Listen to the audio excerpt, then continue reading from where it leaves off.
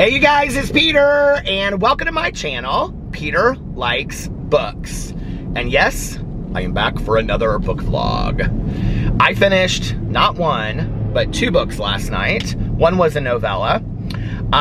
So I thought I should probably get on here and talk about these books, especially since one of the books is one of the two books for Peter's book club for the month of October. And that book is My Heart is a Chainsaw. I finished that book late last night, and then I had looked up on Google like the scariest books of all time or the scariest books of 2021 and all these different lists to try to get some ideas, because I was like, I want to read some scary books this month, obviously. I had already made a list of all of these scary books that I was going to read, but I wanted to see if there were others out there that are newer or that I didn't know of. And there was a novella by Gillian Flynn who wrote Gone Girl, and it is called The Grownup. And so I read that last night after I finished My Heart is a Chainsaw. And then when I finished that, because it's only an hour and 17 minutes, I started listening to the Mary Shelley Club, which is the second book for Peter's book club for this month. So let me tell you my thoughts, first of all. Okay, My Heart is a Chainsaw. At the beginning of the book, if you had asked me what I was going to give the book, I would have said a 2 or 3 stars. 2 or 3 stars? That I would have given it 2 or 3 stars. Now, let me tell you my rating system again, okay? 1 is poor, 2 is okay, 3 is good, 4 is great, and 5 is amazing, all right? Or there's something about the series or the book that I'm just absolutely blown away by, and I just like can't get the characters out of my head, and I'm so in love with it that that's why I give it a 5, like the Misfortune series, right? But typically a 5 is reserved for fantastic writing, fantastic storytelling, and I learned something about myself from reading the book, okay? So, if you had asked me at the beginning of My Heart is a Chainsaw, I would have said I'll probably end up giving this book like 1 or 2 stars. I just was not that profoundly interested in it, okay? I just didn't really know where it was going. Throughout the middle of it, I started getting more and more interested in it, and if you had asked me, I would have said I think this book is going to have some major crescendo climax at the end, and I'm going to end up giving this book 5 stars. I ended up giving the book 3 stars. I thought the ending was so boring and so subpar, and I thought it was this build-up that, like, maybe I am way not smart enough to understand what was going on with this book, but I just don't think that that's the case. So anyway, the book is about this girl, and her name is Jade, and she lives in Idaho, and she is half Native American, which is a huge part of this book, and she is obsessed with horror movies, like absolutely obsessed. It's like literally in every sentence of the book about horror movies. And so then somebody dies, and she is convinced that it's the beginning of a horror movie. But the whole thing is done to this backdrop of this like urban legend about this girl that lives in the woods and on the lake that supposedly kills people, okay? The whole thing's done to the backdrop of that. And then it's about, like, half the town is really, really poor. It's one of these kind of books. Half the town is really, really poor.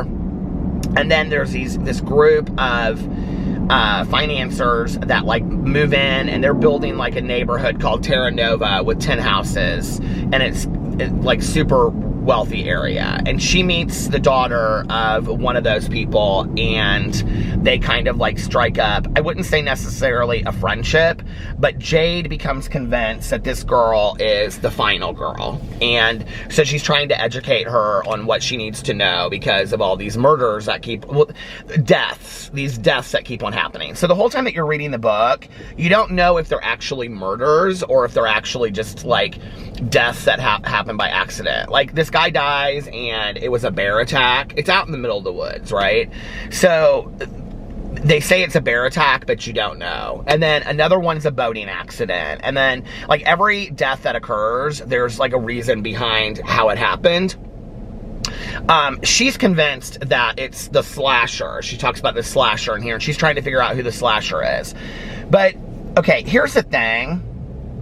So I think the author is Stephen Graham Jones, or Stephen Jones Graham. I can't remember what how his last name goes. But anyway, he is such a fantastic author, like, well, I should say he's such a fantastic technical writer. Like, when you're reading his book, like, you really get into the character. Like, I really enjoyed Jade as a character. I mean, it's one of the best, he's one of the best writers I have read in a really, really long time, as far as technical writing and getting into the head of the character and getting into the head of the other characters. There's this sheriff in town that really kind of looks out for her, and although she doesn't see it that way, and you really get to see each of the characters, you really get to know the town. It's fantastically done. But just at the part of the book, they like kind of offer you another solution, like where you think there's not really a horror movie, or there's not really like, so she thinks she's living inside her own horror movie, if that makes sense, right? And the reader is kind of convinced of that for a while. But then something happens, and what you realize is that, or what is presented to the reader, is that she's been making all of this up to deflect off of all these emotional wounds and scars that she has, right? Which, that alone for a book would have been phenomenal. Like, that alone, like, if you just read it like that, would have been, I think, so intriguing. That whole idea of why do we look as, you know, books and movies and things like that as escapism? Why do we become obsessed with certain things? Like, that whole idea was so well done. But then it becomes about like, right when you think that, it turns. Now, the way I'm describing it to you would make it sound like it's a really exciting book. It's a slow burn, you guys. It's 12 hours and 25 minutes, and it feels really slow. But then it turns, like, just when you think it's not really like a slasher thing, it turns, and it does become about a slasher thing, and people are getting killed left and right, and then this girl that didn't believe that she's a final girl finally believes that she's a final girl, and then what you realize is she's not the final girl, that Jade is the final girl. But then at the very end of the book, you guys, the author does this twist. I'm not really sure why. I don't really understand it. It's literally at the very end of the book, you guys, okay? And he's offered one solution to what this could all be about, and very little is paid to this idea, right? And then he presents that as what is really going on, which is so unbelievable at that point that you're like, and I don't even personally think it's really that well done. I think it was kind of like, the book at that point was getting so long, he didn't know what to do to edit it down. So he was like, this is going to be my solution of who the slasher is going to be. And I just was really just not impressed with it whatsoever. Like, and at that point, he was kind of going on this road where you thought that it was somebody, and then it switches all of a sudden, and it becomes about not even somebody else, but a completely different storyline. Like, okay, like I said, I'm doing spoiler-free review, or spoiler reviews over here. It becomes very, like, okay, first it goes into this idea where it's like very emotional, like it's her emotional wounds, and she's making up the idea that this is a slasher movie because that's her way of dealing with these emotional wounds that she has, of like a mother that doesn't want to be in her life, and a father that's an alcoholic that abused her, and all this kind of stuff. But then it flashes away from that to actually being, there is a killer in the movie, right? Like, it is really like Scream or Halloween, that there is a murderer that is killing people. But then it flips at the very end, and it becomes something completely different, and I'm like, this does not work for me. And I mean to tell you, I was so bored with the last, like, half an hour of this book. I was, like, so ready to be done with it at that point, because I felt cheated by the book. I felt like the book was really exciting for a while, and then I just felt cheated by it. So I ended up giving it 3 stars, and I don't even know that I would recommend it to somebody. Because here's the thing, the writing is so fantastic that you really get behind this character, and you really want to know what's going on with this character, but you don't even really find out at the end what happens to this character. I mean, you do, but it's like not what you want to happen. I don't know. The book was just depressing and sad, and it was beautifully written, and it's so interesting because, like, for the last 2 nights of my vlog, I've just been like, God, I love listening to this book, but I was so let down with it. It was such a horrible ending. It was such a horrible ending. So anyway, 3 stars. And the reason I gave it 3 stars was because the technical writing was so fantastic. Period. Other than that, and the characterization of the main character, Jade, I loved. Jennifer, JD, and she goes by Jade. So anyway, that was that. So then I listened to this novella called The Grownup by Gillian Flynn. I don't even know how to explain this, you guys. It starts off First of all, let me just say, it's not for, it's for 18 and up, okay? First of all, the way that it starts. But it starts off with this girl, and she's a woman, and she's grown up basically as a con, as a grifter, because her mom taught her how to be a grifter, like a con. And so she's now providing, I don't even really know how to explain it. So in the front, because she works in this store that in the front they do palm readings. Reading a Gillian Flynn book and just like this being the start of it, like literally the start of it, kind of cracked me up. But so the front of this business is palm reading and tarot cards and stuff, right? So in the back, in the shop where you can't see what's going on, is where she works, and it's palm reading of another kind. Let me just put it that way, okay? So anyway, she gets retired from that business because she has carpal tunnel syndrome. I'm like sitting here reading this last night, like, is this for real? I mean, it is just so well done though, because she's such a fantastic writer. So then she's supposedly a seer, right? Like she can like, she's like a psychic medium, but she's fake, and she knows she's fake. And she's supposed to go to these people's house, or she becomes like, this woman keeps on coming to see her and says that like her stepson is like affected by, she comes up with this scam that her stepson is like acting like weird and scary because he's being haunted by the house. And so she's like, oh, well, I should come there 12 times for $2,000 total, and I'll rid you guys. And so she basically goes there and just like burns sage and then lavender on the stove and stuff. But then it turns really scary, you guys. But then it really does turn scary, and you don't expect it to turn into that. And she's like, I'm way out over my, like, I'm a fake. I'm way out over my head. You like need somebody really that can help you with this. But let me just tell you, in like the last 10 minutes of this book goes like this novella. It is such a Shirley Jackson kind of like novella. You guys, it is so well done. I was so blown away. Like up until like the last 3 sentences, I was like, what is going on right now? Like I am so confused. I mean, I wasn't confused. I just was like blown away by the fact that she like, I mean, it is just such a really great novella. It's an hour and 17 minutes. You guys, I'll tell you, you'll have no idea how it's going to end, trust me.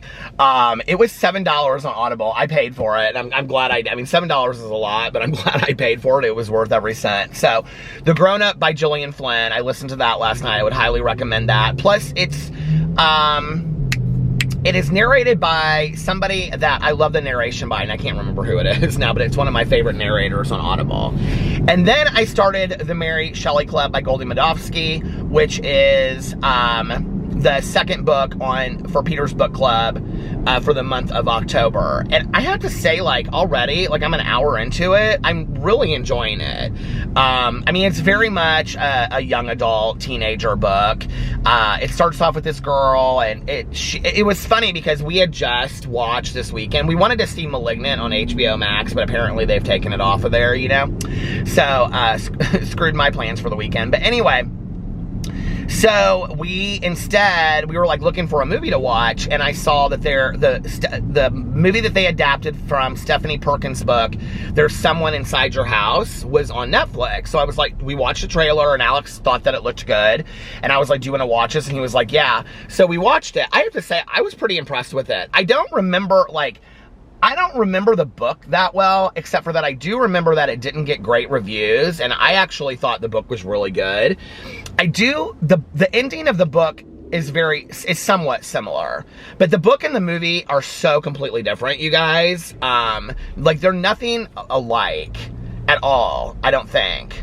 Unless I don't remember the book very well. I don't know. Somebody let me know in the comment section below. But I thought the movie was done really well. I was really impressed with it.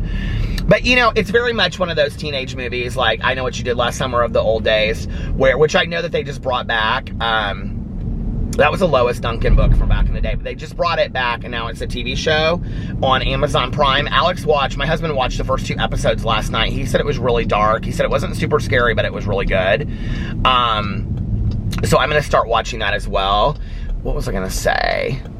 Oh, so, you know, like, they're always just, like, laying in bed and they're talking on their phones and then something scary in the house happens. Okay, that's exactly how the Mary Shelley Club starts. But really what it's about is this girl, and she moves to a new town. It's always that, right? They're always moving to a new town with her mom. And, oh, she moves to New York City, actually. And so she's going to, like, a school that's very much like Gossip Girl kind of thing. And the kids are not very accepting of her. But she finds out that there's a group. This is, like, right away. She finds out that there's a group of, like, pranksters at the school. And I think that's what's going to be called the Mary Shelley Club. I'm real impressed with it so far. I like it. I think it's a good book. So that's what I've been reading. That's what I've been doing. I'm up to 83 books for the year. And my goal is 102. So I do think that I'm going to make my goal 2 years in a row, you guys. I can't believe it. And I think, I don't know if I talked about this on here, if I talked about it on my vlog. I want to read a Stephen King book. That's like one of my goals for the end of the year. And part of like what made me start thinking about this again, I have already downloaded on Audible, The Stand, because it was on sale. I mean, it's usually like really expensive and it's 47 hours or something, but I downloaded The Stand. The Stand is not what I'm going to be listening to right now because I'm trying to like meet my goal for the end of the year. But I have been reading, I've been reading all these lists of scariest books, and number one, like on there, most of the time is Salem's Lot by Stephen King. I know I just went into the shadows, I'm sorry. How many of you out there have read Salem's Lot, and would you recommend it, and do you think it's scary? It has been forever since I have seen the movie, so I don't really remember the movie or what happens in it. But anyway, I'm thinking about reading Salem's Lot maybe at the end of the month if I get caught up on all my other books. I really only have to read 3 more books for the month to be where it's like 8 books a month, then November and December. So if I finish this book and another book, I'm thinking about reading Salem's Lot at the end of October. So if you guys, if you've read Salem's Lot and you thought it was scary, let me know. Let me know what you think is the scariest Stephen King novel that you have read in the I want to be scared. Like, I want to read a book that I am, like, terrified of. I actually bought a book by Alex North, and it has a handprint on it. I can't remember what it's called, but that was on the list. And then A Head Full of Ghosts by Paul Tremblay, who wrote, I may read that next. He wrote The Cabin at the End of the World, which was like one of the scariest, best books ever. I read it for Spookathon several years ago. But let me know what you think. A, is the scariest book you've ever read, and B, what is the scariest Stephen King book that you've ever read? So those 2 things, put those in the comment section below. I love you guys, and I will see you in my next video. Bye.